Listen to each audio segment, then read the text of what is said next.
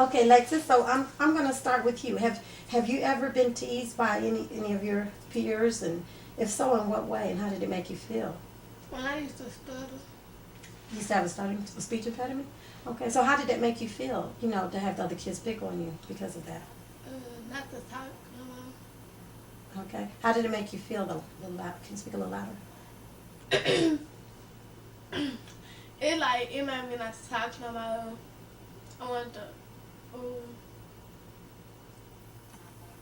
Okay, so it caused you to want to, like withdraw, like kind of like go into a shell. So did it kind of make you feel a little bit depressed because I'm really trying to pull out this, bring out this issue because I really want us as adults to understand and know that yes, young kids, they are dealing with depression and they are dealing with, being withdrawn and introverted because this is a real issue. This is a real thing. We sometimes tend to think that kids don't deal with depression because they don't have to pay bills or go out, but yes, they do. They just dealing with it in a different way.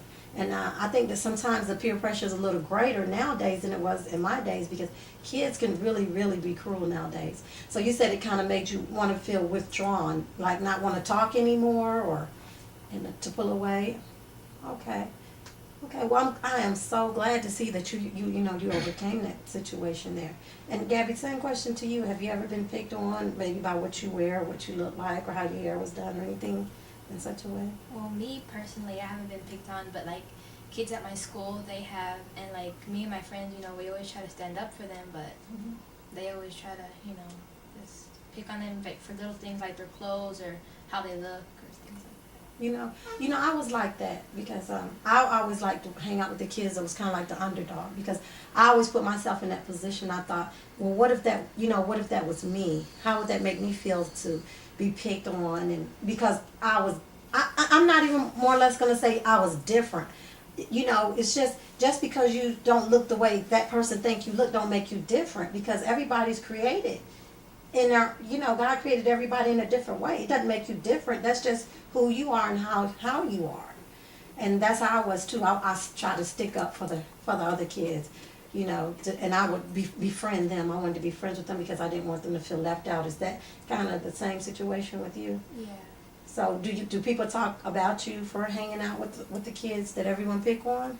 Well, they ask like, why are you taking up for them, whatever, but like they have to know like we're all the same.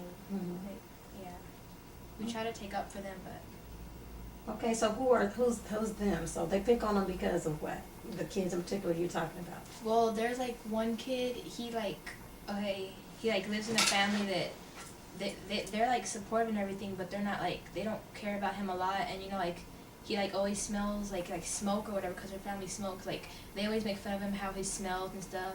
It's like Okay. So that is really great. You being so young, having compassion like that. Yeah. And do you find that same thing among some of your peers? Better yet, let me change the question for you because you personally know how it feels to be picked on. Does that cause you to have compassion for other kids like Gabby was saying here, cause you to want to kind of like jump in and take up for them because you know how it feels to be picked on?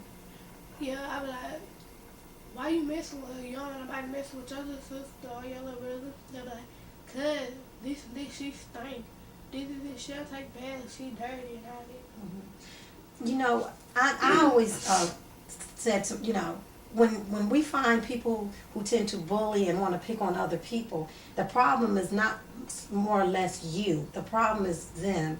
And a lot of times these kids, people that bully, because it's not just in kids, even with adults. When you find someone that's a bully, it's really where they themselves have very low self-esteem. And in order to feel good about themselves, they got to find something wrong with someone else. See, when I put you down, then that makes me feel good about me. Because for real, I feel bad about myself also. Do you recognize or see any of this? Have you ever been bullied in any way? By someone bigger, maybe just wanting to try to fight you or pick on you, thinking, I know one time, Lexus, you had an incident because the little girl was jealous because of your hair, your ponytail when you had that incident on the bus during that time. So what was that all about? What do you think that was all about? You said you didn't do anything to the little girl. She just started talking about your hair. Yeah, because we was sitting out, we was out sitting on the bus, and she just started running off at the mouth. Because she like, why you got your ponytail that long? I hate girls that wear long ponytail. That's so ugly, with the bangs and all that.